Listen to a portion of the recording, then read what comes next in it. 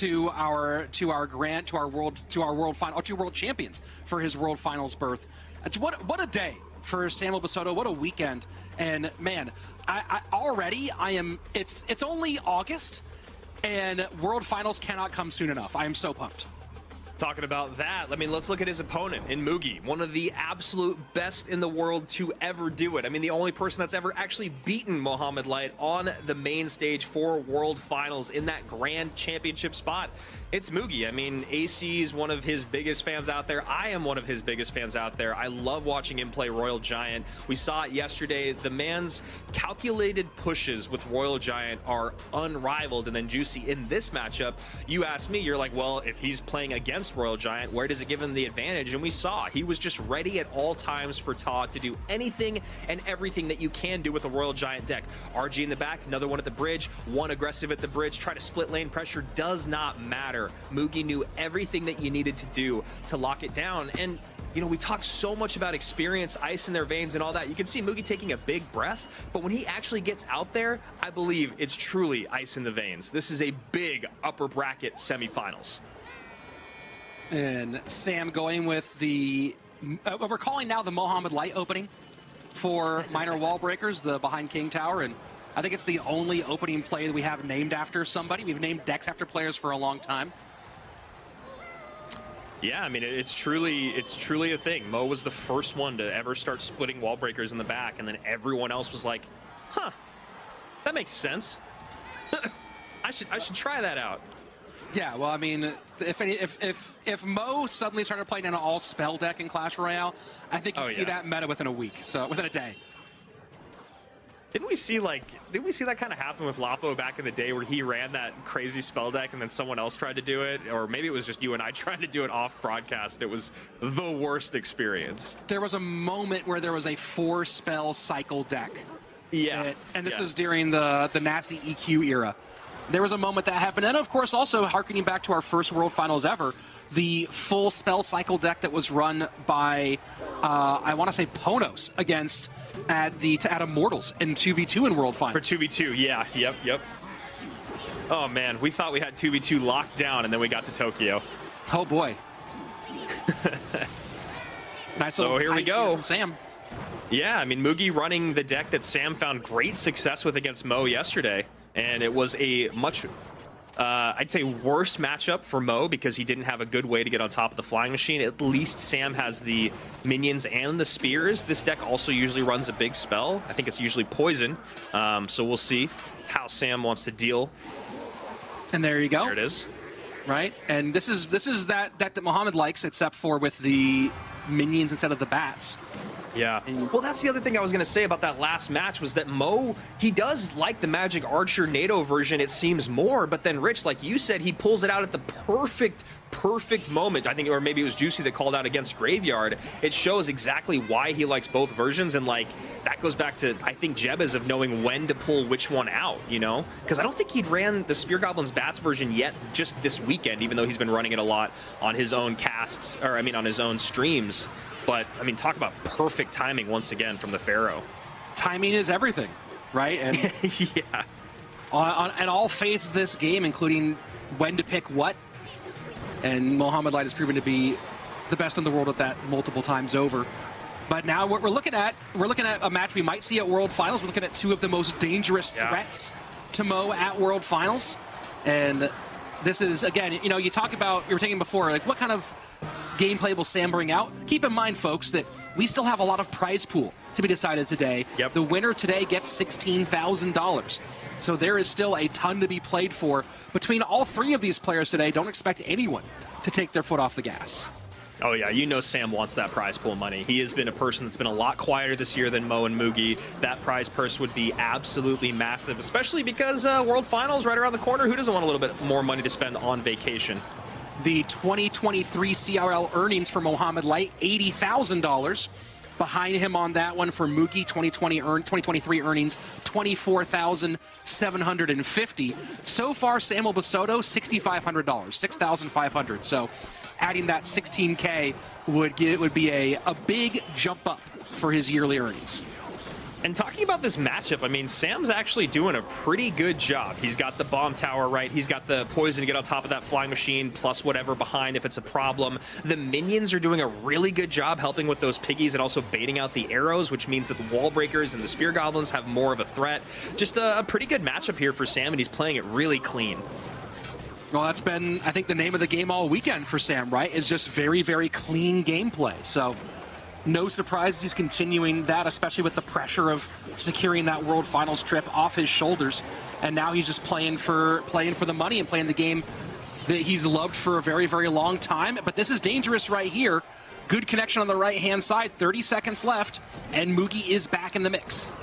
Yeah, Sam doing a really good job of kind of just layering that defense there. The poisons have been perfect. He's waiting to basically always get the flying machine and the barbs. Bomb tower's always ready to go to catch those piggies. And then once the fireball or arrows comes down, you have to worry about the second set of baity cards that can help clean things up, or the knights just stuck there right in your face. So a really good matchup in game number 1 for Sam, and perfectly played as we've seen from him all weekend long. But remember, this is not Mugi's out, like you said, Rich. I mean, this threesome is up for anyone can take gold.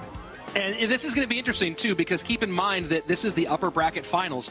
So whoever wins this one will go to our grand final, and the loser will go play against Mohamed Light, and the winner of that will come back up and play a grand final and maybe a bracket reset. So we have a lot of Clash Royale between 3 of the best players on the planet happening right now. I was just going to say, I mean, when you talk about these 3 being in that final stage, I mean, all you're going to get is incredible, incredible matchups. I mean, prime time, top of the top Clash Royale League matchups. And here we go. RG, the pick for Samwell in this next game. Nice little reflection there on the Magic Archer. And look at that, Magic Archer going to get a couple more shots in. Nice log, nice little bit of fortune with the E-Spirit not doing enough damage. 23-24. And that's a pretty big gap here for Mugi already. Yeah, nice early, wow. And that's going to get even bigger with the hit by the wall breaker, and Mugi comes out game number 2 firing on all cylinders. I'm curious. Yeah, I was just going to say, I think he probably just goes Knight in the back here, resets for the defense. He has such a good lead in damage already. The last thing you want is to give your opponent even an opportunity to speak on that damage that you've already done. 13-14 remains to 2 untouched towers. Lightning in early. Probably going to NATO this back. Yep, and this is the general sequence we're going to see, right? Is just get the NATO, use the NATO and log to knock it back. I think that we might see Mugi have to make the adjustment where he focuses just a bit more on, I mean, the bomb tower place is going to be hard now with the lightning now being a factor. But Mugi wants to really make sure he has that log and NATO in cycle when the evolved Royal Giant comes down to get that knockback and keep him from getting into that shooting rhythm. Yeah, I mean, this matchup is pretty good, it feels like, for Mugi, just in terms of all the options he has to keep that Royal Giant from shooting on the tower. I think that one thing that can get a little bit interesting is what we're seeing when we see kind of unorthodox pushes come in from Sam, where he's trying to bait out the big tanky units first. And then we see Evo come down, but then you get spears. I mean, spear goblins, we talked about it yesterday in one of the matchups, and that's actually what Juice was saying right there. Love to see it. Spear goblins were the biggest problem when you talked about Evo'd RGs and regular RGs having any sort of effect against decks like this. Great Magic Archer lineup here. Wow. Sam, oh my goodness. That was beautiful. And Rage here in this Royal Giant deck as well. So just kind of fascinating all around. But either way, yeah, Mugi just threw a ball downhill and ran behind it as it knocked everything out of his way. That was crazy. Yeah, that was like a POV of a bowling ball getting a strike. That was absolutely beautiful stuff there for Mugi. But what I was trying to say was that Sam ends up running Rage, which is something Juicy talked about yesterday, because Spear Goblins are so popular in the meta right now. And for some reason, Spear Goblins keep coming up in these Royal Giant matchups. There was no way to get to them yesterday. We saw Bar Barrel fall short. We kept saying we needed Log or Rage. And then we see Rage come out here for Sam, take care of those spears. But Mugi decides to go full send opposite lane. Beautiful tower take. NATO out. Sam is a very good Hog player. Mugi as well. So Mugi goes Hog into NATO still being available. And interesting, Sam not going to be running Hog here in game number 3. Graveyard is open as an option for him. Okay, so going Mortar EQ. And good call there on the Graveyard Rich. Been really, really popular. We saw the NATO out early. Bowler's got to be that. We haven't seen any Bowler Loon Freeze, even though I really wished for it at the top of the day. Oh, it's fun. It would be fun to see someone run Bowler Loon Freeze against Mugi, as that's the deck that secured his World Championship in 2021. And anytime that Mo runs Bowler Loon Freeze, I'm always like, I just wonder how he feels about it, you know? He's like, this is a good matchup, but I'm mad about it. Hog in, NATO not in cycle, Barb's not in cycle, and this is going to be a nice little Hog shot in for Mugi. And should be easy cleanup here. Yeah, AQ up high, just can pop. Oh, and a nice freeze. Nice timing there. And he recognizes that Mugi's very low on Elixir, so going to have to go down low, and Mugi just trying to control. He's going to take some shots from this Baby Dragon. Nice sequence for Sam to recognize that situation. Yeah, I'm wondering if that's a moment where Mugi, like, forgot really quickly that his opponent had freeze. It feels kind of impossible that he would forget that, but just the placement and the use of the AQ, maybe it was just a cycle thing. Just feels a little too obvious, and you see the damage that he took because of it. Maybe he just didn't think that Sam was there in Elixir, or that Sam was willing to go that low this early in the game.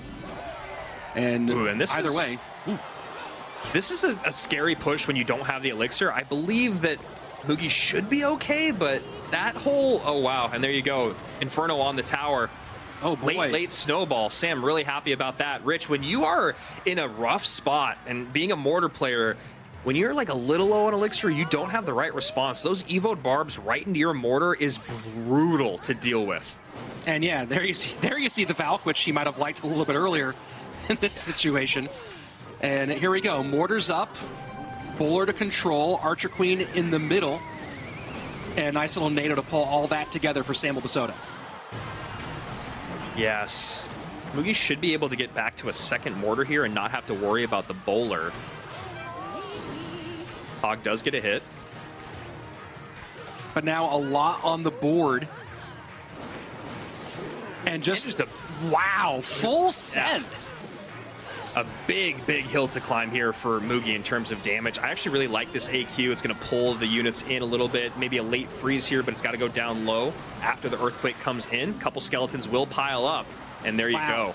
Wow, they get a lot more damage than maybe any of us anticipated. 254, and still in an okay spot Elixir-wise is Samwell. Ice Spirit here to catch. I think he just used it. Yeah, that's trouble. And it looks like Mugi gonna do it. I mean, Sam, excuse me, gonna do it. Gonna take out Mugi here. And this, I mean, again, every matchup gets great because now we get the Mohamed Light Mugi matchup here in a moment. I know, no matter who ends up losing the game, we get to be winners here in the caster's booth. Really, really great set. I mean, man, Bowler, GY, Freeze, it has been incredible this weekend. I mean, I think maybe it's lost a game, maybe, but I can't remember. I'm just saying that to protect myself. I mean, look at Sam sitting here going, hey, you know what? Mo might have secured my golden ticket already, but I have some statements to make. I am coming for a world championship. He's